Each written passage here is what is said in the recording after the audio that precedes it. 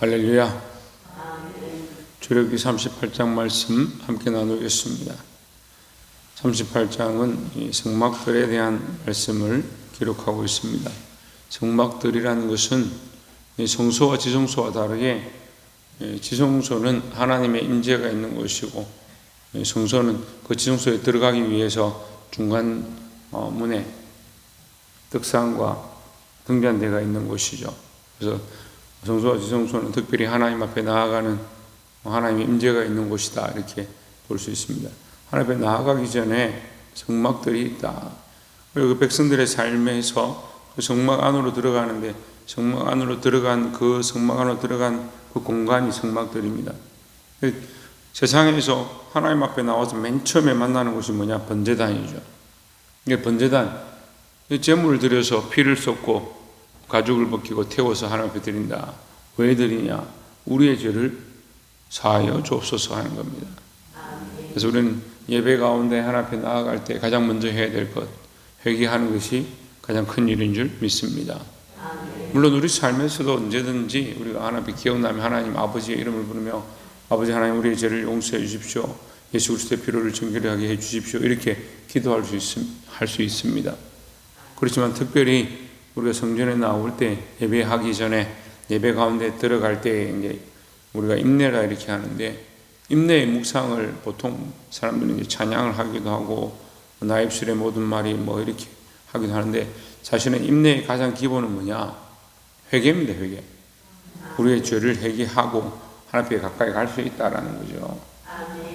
그래서 38장 1절에 보면 그가 또 조각목으로 번제단을 만들었으니 길이는 5규빗이요 너비도 5규빗이라 네모가 반듯하고 높이는 3규빗이며 했습니다.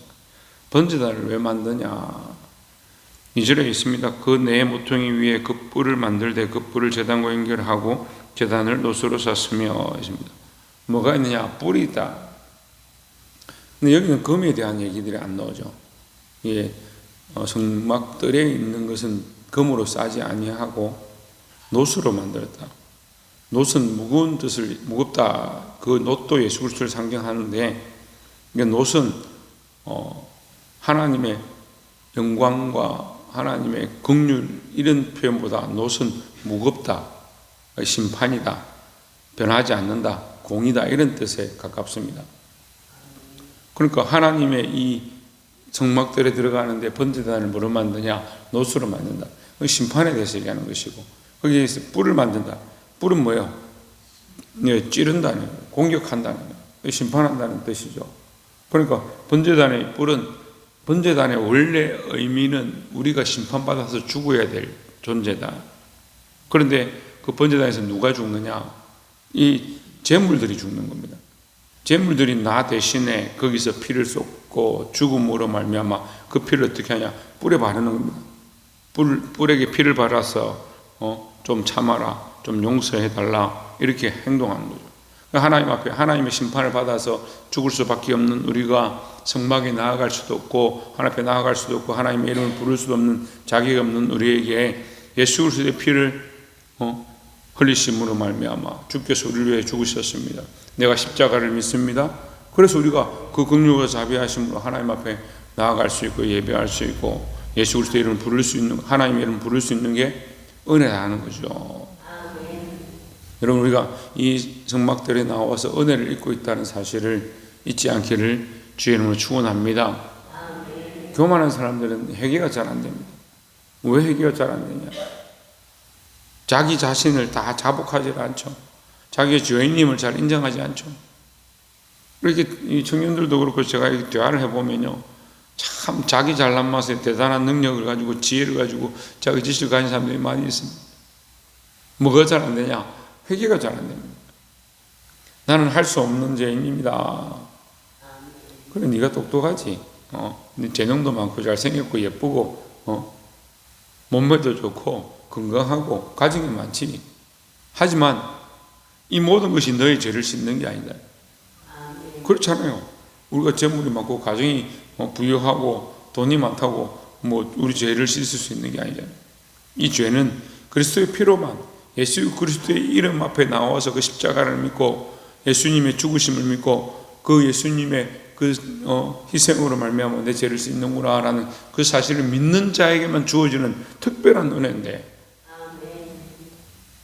자기를 사랑하니까 이게 온전히 안 되는 거예요. 내가 아무리 많은 것들을 가져도 이게 소용이 없고 예수 그리스도의 피로만 된다는 사실을 늘 기억하고 하나님 앞에 나아가기를 주의 이름으로 축원합니다. 그래서 이 번제단과 물두멍은 그런 상징인 거예요. 우리가 하나님 앞에 나아갈 때 우리 죄를 씻어야 그 성소와 지성소에 들어갈 수 있다. 거기에 뭐가 있느냐? 성막들에 그것이 있다. 그래서 3절에 9절에 보시면 그가 또 뜰을 만들었으니 나무로 뜰의 남쪽에는 세마포 포장이 100규빗이라 했습니다. 한 30m 되죠? 예. 한 40m 뭐 이 정도 되겠습니다. 굉장히 큰데 그 안에 뭘 두느냐? 이 번제단과 물두멍을 두는 거예요. 번제단에서 죄를 씻고 회개를 하고 회개한 그 피를 또한 물두멍에 가서 씻는 겁니다. 하나님 앞에 나아갈 때 우리가 죄를 회개해야 되고 그 회개한 죄를 다시 씻어내는, 이게 좀 희한한 일인데요. 한 번 회개한 죄인이 다시 회개해야 되느냐, 이제 이런 얘기들을 합니다. 그건 이제 신학적으로 자기들끼리 싸우는 문제고, 우리가 하나님 앞에 나와서 기도할 때 회개하잖아요. 회개하고 예배하러 나와서 나아갈 때 내가 하나님의 은혜로 예수 그리스도의 피로 씻김을 받았다는 사실을 똑바로 믿어야 된다는 거예요. 근데 문제는 뭐냐? 이런 사람들이 있습니다. 한참 회개하고 하나님 내 죄를 용서해 주시고 해놓고 기도하면서 이 죄인은 아무 공로 없으나 예수님의 이름으로 기도합니다. 이런 사람이 있어요. 그래서 죄인은 아무 공로 없죠. 근데 단어적으로 문제가 돼요. 예, 언어적으로 문제가 됩니다. 왜? 죄인이 예수 그리스도의 피로 씻음을 받았는 줄 믿습니다. 하는데 죄인이 예수님의 이름으로 기도합니다. 그럼 뭐가 안 된 거예요? 죄를 해결을 했는데 자기 죄가 씻겨져서 나는 이제 죄인이 아니라는 사실을 까먹고 있는 거예요. 왜 이런 말을 하느냐? 내가 하나님 앞에 나와서 회개하고 예수 그리스도의 피로 씻었으면 하나님의 은혜로 예수 그리스도의 이름을 내가 여기 달고 명패를 달고 부끄럽지 않은 자가 됐다는 거예요. 그래서 의로움, 이 의를 입고 내 의가 아니지만 나를 자랑할 게 아니지만 내 의가 아니라 예수님의 피로 정결하게 된 내가 예배하는 거죠. 그래서 예배는 축제고 즐거움과 감사가 있는 거예요. 왜? 죄를 씻었으니까. 제가 이번에 행사가 있어서 가니까 이제 이름표를 이렇게 해서 목에 걸어주는 거예요. 그 이름표를 붙였습니다. 이름표 붙이기 전에 아무 때나 들어가서 아무에게나 가서 인사하고 이렇게 하면 누구십니까? 이렇게 하겠죠. 부끄러워서 어떻게 들어갑니까? 거기 가서 아무거나 먹고 행사에 참여하면 민망하잖아요. 그런데 이름표를 붙이는 순간에 아무렇지도 않은 겁니다. 괜찮아지는 겁니다. 예수 그리스도의 피로 정결하게 되어서 하나님의 백성된 우리가 죄를 회개하고 씻고 나면 이 죄인의 모양들이 이제 사라지고 하나님의 자녀가 됐다. 하나님의 자녀가 됐다. 그래서 예배는 축제고 기쁨이고 은혜고 감사가 감동이 넘치는 장소가 되어야 한다라는 겁니다. 그래서 그게 물두멍에 피로 우리 죄를 씻었는데 그 남은 피를 씻어낸다. 우리는 이제 죄인이 아니다 이런 뜻이에요. 그 죄인이 아닌 자들을 하나님 앞에 나와서 이 성막에 들어서 이 일들을 하게 하고 하나님 앞에 성소에 지성소에 들어가게 하는 은혜가 있는 줄 믿습니다. 그리고 이제 성경에 두 번째 기록된 부분이 뭐냐, 우리가 나눌 부분이 뭐냐, 21절을 보면 성막 곧 증거막을 위하여 레위 사람이 전 재료의 물목은 제사장 아론의 아들 이다말이 모세의 명령대로 계산하였으며 했습니다. 이 하나님께서 주신 이 명령을 따라서 이 성막을 만들어 가는데 그냥 아무렇게나 하는 것이 아니고 백성들이 하나님의 명령을 따라서 예물을 드립니다. 그 예물을 드리고 그것을 어떻게 썼는지, 재를 어떻게 사용했는지를 정확하게 기록하고 계산하였다는 거예요. 왜 이 말씀을 여기 기록하느냐? 우리가 하나님 앞에 양심껏 하는 것도 필요하고 이것을 지혜롭게 잘 정리하는 것도 필요하다라는 거죠. 그래서 교회는 항상 정직하고 바르게 해야 된다. 22절에 유다 지파 홀의 손자요 우리의 아들인 베살렐은 여호와께서 모세에게 명령하신 모든 것을 만들었고 23절에 단 지파 아히사막의 아들 오홀리압이 그와 함께하였으니 오홀리압은 재능이 있어서 조각하며 또 청색자색 홍색 실과 가는 배실로 수놓은 자들아 했습니다. 자, 하나님의 명령을 따라서 그 명령을 받은 모세가 하나님의 명령을 받고 하나님의 명령을 누가 받았냐? 모세가 받았죠. 그럼 모세의 명령을 누가 받았습니까? 베살렐이 받았습니다. 베살렐이 이 명령을 받아서 이 일을 행하는데 사람을 또 데려옵니다. 오홀리압을 데려오죠. 이 오홀리압을 데려오고 거기에서 함께 일하는 사람들을 모았습니다. 그래서 하나님의 명령하신 것들이 하나님의 명령을 따라서 계속해서 흘러가는 겁니다. 그럼 결국 이루어지는 이 완성이 어디로 갔냐? 하나님께서 처음 명령하신 그 명령대로 이 모든 일들이 이루어졌다라는 거죠. 하나님 말씀이 변하지 않는 교회, 하나님 말씀대로 살고자 하는 우리 사랑하는 성도들이 되기를 주의 이름으로 축원합니다. 그래서 자꾸 자기 생각대로 살면 안 돼요. 하나님 말씀대로 하나님 뜻이 무엇일까?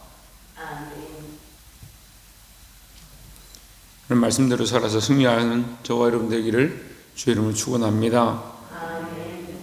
마지막으로 24절에 성소 건축 비용으로 드린 금은 성소의 세겔로 29달란트와 730세겔이며 25절 개수된 회중이 드린 은은 성소의 세겔로 100달란트와 1775세겔이니 26절 개수된 자가 20세 이상으로 60만 3,550명인즉 성소의 세겔로 각 사람에게 은 한 배가 곧 반세겔씩이라 했습니다. 자, 이 뒤에도 계속 기록되어 있는데 정확한 인원이 있고 그 인원들이 드린 예물이 기록되어 있습니다. 자, 왜 이것을 기록하느냐? 한두 명이 아니죠. 우리는 뭐 몇십 명 이렇게 기록하는 것도 힘들어하는데 60만 명, 남자만 60만 명, 장정만 60만 명 넘는 이 사람들의 이름을 다 계수했다. 왜 계수하냐? 그들이 하나님께 드린 것 절대 하나님이 잊지 않으신다는 거예요. 정확하게 기록한다.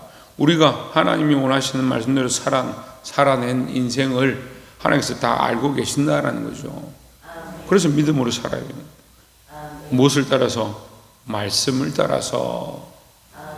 하나님 드리라 하는 대로 드렸고 그들이 순종했고 그들의 이름들을 다 기록했다는 거죠. 어제도 성경 공부를 하면서 제가 말씀드렸습니다. 생명록에 다 기록되어 있다. 우리의 이름이 기록되어 있고 행위록에 우리의 삶의 모양들이 다 기록되어 있다는 거예요. 그것을 기억하고 말씀대로 살고자 하고 하나님 잊어버리지 않는다. 잊어버리지 않는다. 여러분, 사람은 있죠. 인생들은 있는데 하나님은 우리를 다 아시고 우리 삶을 인도하시는 줄 믿습니다. 그래서 하나님 앞에 믿음으로 살아서 승리하시고 오늘도 말씀대로 나아가는 저와 여러분 되기를 주의 이름으로 축원합니다. 기도하겠습니다.